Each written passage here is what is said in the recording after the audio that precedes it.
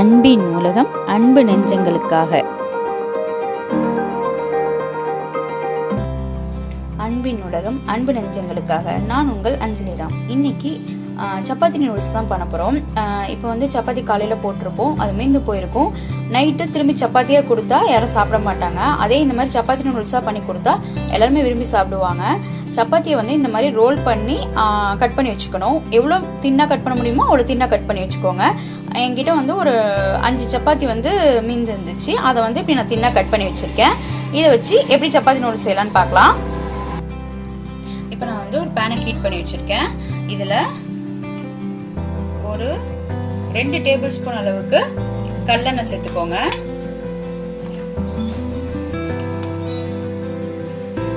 ஒரு 2 table spoon அளவுக்கு கடலெண்ணெய் சேர்த்தாச்சு.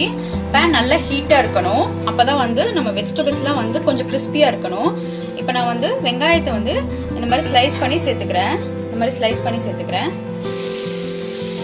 இதுக்கு நான் வந்து ஒரு பெரிய வெங்காயம் அளவுக்கு வந்து ஸ்லைஸ் பண்ணிருக்கேன். இந்த வெங்காயம் நல்லா வதங்கணும். நல்லா ரொம்ப வதங்கக்கூடாது, லைட்டா அந்த கலர் சேஞ்ச் ஆகிற அளவுக்கு வதங்கினா போதும். அவ்வளவுதான். இந்த மாதிரி ஒரு நிமிஷம் இந்த வெங்காயம் வதங்கினா போதும். இந்த கலர் சேஞ்ச் ஆனா போதும். ரொம்ப வெந்துச்சுன்னா வந்து கிறிஸ்பினஸ் இருக்காது. இது கூட கேப்சிகம் சேர்த்துக்கிறேன். நீங்க வந்து கேரட் இல்ல ட்ரை கலர் கேப்சிகம் கூட சேர்த்துக்கலாம். நான் இன்னைக்கு வந்து கிரீன் கலர் கேப்சிகம் மட்டும் சேர்த்துக்கிறேன். ஒரு 1/2 கேப்சிகம் நான் சேர்த்துருக்கேன் இன்னைக்கு.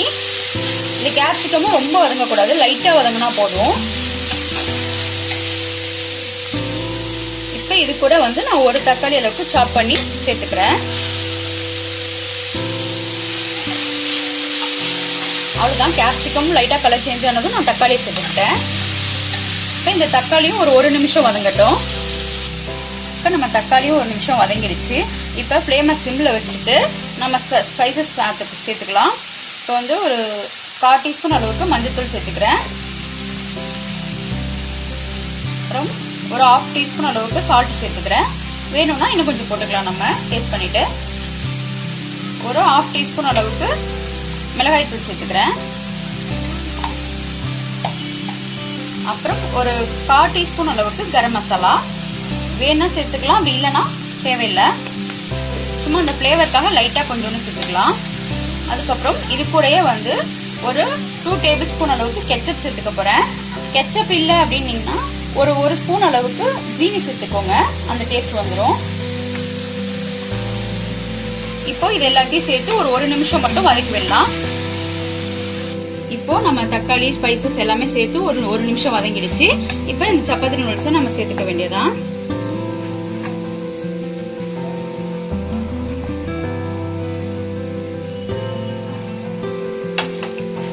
இதையும் சேர்த்து நல்லா மிக்ஸ் பண்ணிட்டு, இதுவும் வந்து ரொம்ப நேரம் இருக்க வேணாம், ஒரு நிமிஷம் இருந்தா போதும். இது 1 நிமிஷம் வதக்கிட்டு இதுல வந்து கொத்தமல்லி தழை மட்டும் போட்டுட்டா நம்ம சப்பாத்தி நூடுல்ஸ் ரெடி ஆயிடும். இப்போ நான் வதக்கிட்டு காமிக்கிறேன். அவ்வளவுதான், நம்ம சப்பாத்தி நூடுல்ஸ் ரெடி ஆயிடுச்சு. நான் மல்லித்தழை மட்டும் கொஞ்சோண்டு சாப் பண்ணி ஆட் பண்ணிருக்கேன். உங்கள்கிட்ட ஸ்ப்ரிங் ஆனியன் இருந்ததுன்னா அது கூட சேர்த்துக்கலாம், நல்லா இருக்கும் டேஸ்ட். இப்போ இதை நான் பிளேட் பண்ணிட்டு காமிக்கிறேன். அவ்வளோதான், நம்ம சப்பாத்தி நூடுல்ஸ் ரெடி ஆயிடுச்சு. பாருங்க, பார்க்கவே எவ்வளோ எம்மியா இருக்கு. Spicy and tasty chapati noodles try பண்ணி பார்த்துட்டு எப்படி இருக்குன்னு சொல்லுங்க. நம்ம சேனல்ல போடுற வீடியோஸ் உங்களுக்கு பிடிச்சிருந்தா லைக் பண்ணுங்க, கமெண்ட் பண்ணுங்க, மறக்காம சப்ஸ்கிரைப் பண்ணுங்க. நன்றி.